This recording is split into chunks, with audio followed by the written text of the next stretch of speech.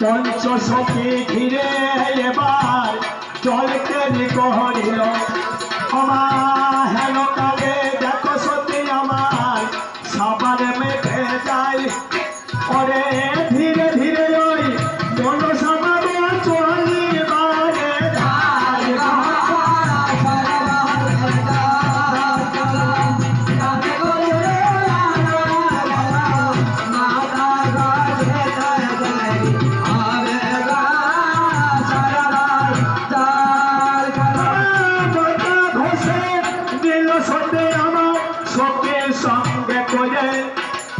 গায়ের সাবান দিল সত্যি আমার সরোবর ভেতরে আমার হাতের তৈল দিল সত্যি আমার সরোবর অঙ্গে তাই আমার পঞ্চসখী মিলে আমার তৈল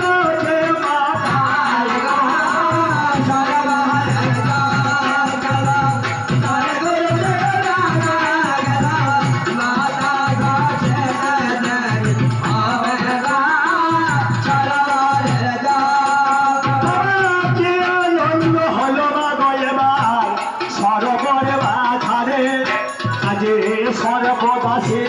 করে শ্রদ্ধা বেহলা সুন্দর আজ বেহলা বলে ওরে দাসী এই আমার কথা নেবে আজ মনের বাসনা হলো পৌরী এই সার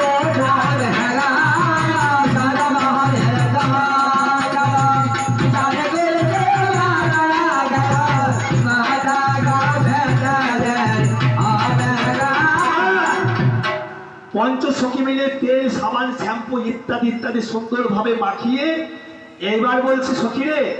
চল এইবার আমরা একটু সাঁতার কেটে আসি এমন সময় পঞ্চসখীকে নিয়ে আমার বেহলা সাঁতারে যাচ্ছে পদ করতে কি বলছে জল ভর যুবতী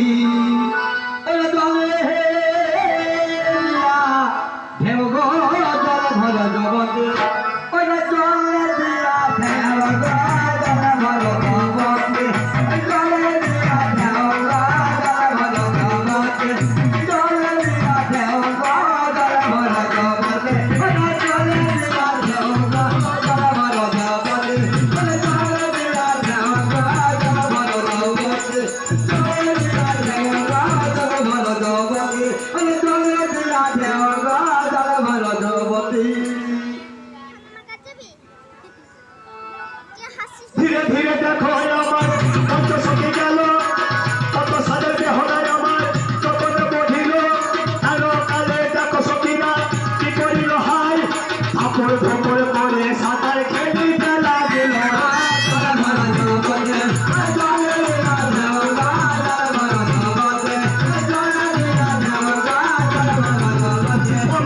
আমার সময় ওই মনসা কি কর্ম করিল পঞ্চসখী নাবালিকা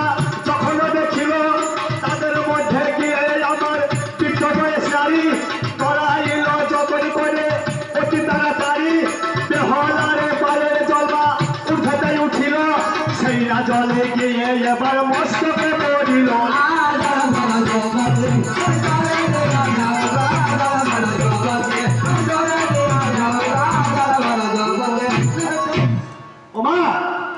বেহলার পাতে ছোঁয়া জল যখন ঊর্ধ্বে পড়েছে ঊর্ধ্ব থেকে জলে মাগো যখন বেহলার মস্তকে জল পড়ে যায় অভিসম্পদ দিল আমার বেহলার করে কোনো পথে মরবে তোমার লোহার বছর ঘরে একই কথা শোনালে মা আমি তো ইচ্ছা করে দিই বললে ওরে অহংকারী এত তোমার অহংকার এত তোমার দম্ভ তোমার পদধৌত জল তুমি আমার মস্তকে ফেললে আমি অভিসম্পদ দিলাম এই সরোবর ভিতরে তোমার এই প্রাণপতি মরবে লোহময় বাসর ঘরে কি অভিশাপ দিল মাগে কি অভিশাপ দিলে সরোবরে ঘাটের মানে মাগো কি বেশা দিলে মাগো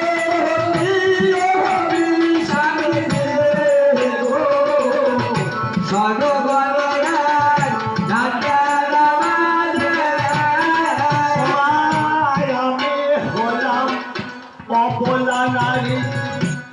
ইচ্ছা করে কিছু নাহি করি অবায়বে সম্পদ না রাখে গায়ে গো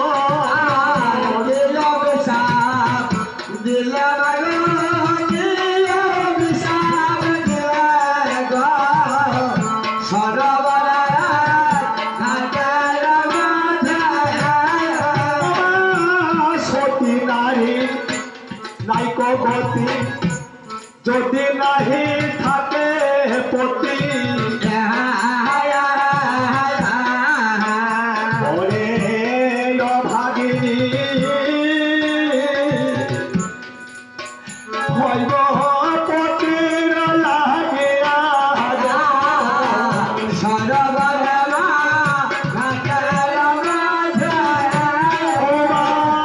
হস্তে ধরি বিনয় করি তাও নাই আমার মুক্ত করি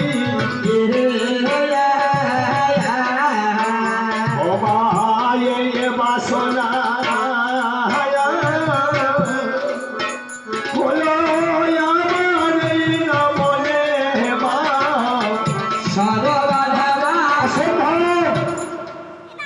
আমার বাক্য কখনো অনর্থ হতে পারে না মাগো তুমি একজন বৃদ্ধ বয়সী নারী আমি হলাম একজন নাবালিকা এত বড় অভিসম্পদ তোমার কি ঘরে স্বামী নেই মা স্বামী কি বস্তু স্বামী কি ঐশ্বর্য তুমি কি বোঝো না বেশ মা এই অভিসম্পদ হতে যদি তুমি আমায় মুক্ত করে না দাও আমি যদি সতী মায়ের সতী কন্যা হয়ে থাকি আমার ইষ্ট দেবতার প্রতি যদি আমার লক্ষ্য থেকে থাকে এই সরোবরের মধ্যে দাঁড়িয়ে আমি কথা দিচ্ছি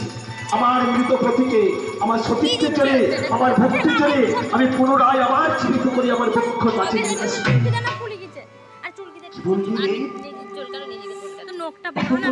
অহংকার এই সরোবরে ডুব দাও দেখি বাবা যখনই আমায় বলেছিল মনসা আমি জলে ডুব দিলাম এক হাতে শাখা এক হাতে সিঁদুর দেখেছো মা দেখেছো এই দেখো আমার সতীর পতির চিহ্ন তোমার বাক্যের যে এত মূল্য তুমি এই জলে ডুব দাও দেখি কি আনতে পারো মনসা আমায় জলে ডুব দিলে এক মুষ্টি বাসি ছাই আর একটি মৃত শরীর মৎস্য ও মা এ তুমি কি করলে মা তুমি ছাড়া মারতে ছাড়া বাঁচাতে পারো না মা দেখি দেখি দেখি সতীর স্পর্শ পেয়ে মা জলের মৎস্য জলে জীবিত হয়ে চলে গেলে অভিসম্পদের বোঝা খেলে সতী আমার মস্তকে ধারণ করলে দূর থেকে চন্দ্রধরে লক্ষ্য করে দেখলে এই কন্যার সঙ্গে যদি আমার লক্ষ্মীধরের বিবাহ হয় আমার বিবাহ কখনোই মারা যাবে না সখীদের প্রতি লক্ষ্য করে বলছে সখী তোদের নিয়ে বড় বাসনা করে এসেছিলাম আমার এই সরোবরে কিন্তু আমার আশাটা আমায় বৃথা চল অভিসম্পদের বোঝা মস্তকে করি এবার আমরা ঘরে ফিরে যাই পদকর্তা আমার এক পাশে দাঁড়িয়ে বলছে সখী রে চলো জল ভরিতে যাই ভলার কলসি লয়ে আমরা কিনা ফেরা যাই সখী রে সখী রে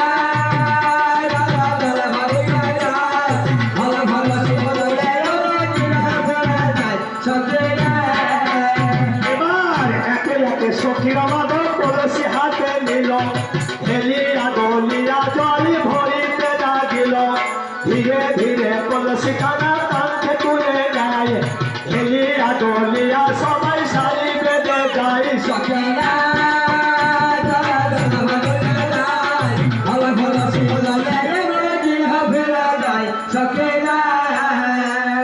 কত দূরে হতে এবার কত দূরে যায় তিনজনা পিছনে চলি মারে ধাই সখী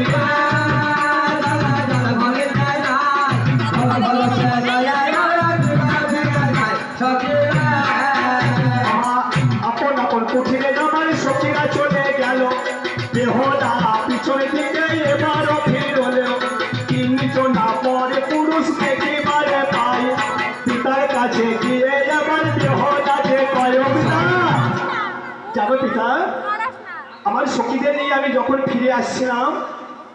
তিনজন পরপুরুষ আমাদের পিছনে পিছনে আসছিল।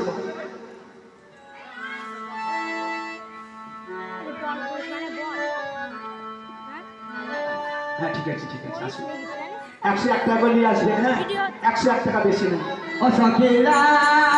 চলো জল ভরিতে যাই, জল ভরা কলসে নামিয়া ফিরে যাই। সখীরা সখীরা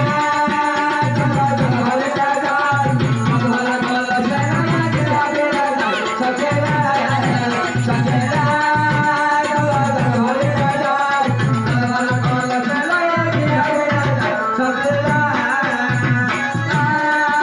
চলো জল ভরিতে যাই,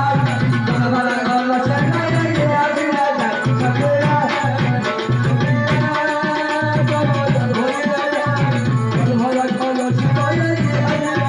সখীরা এবার ধীরে ধীরে সখীরা আমার কলসি হাতে নিল, ঢেলে আদলিয়া জলে ভরিতে লাগিল। সখীরা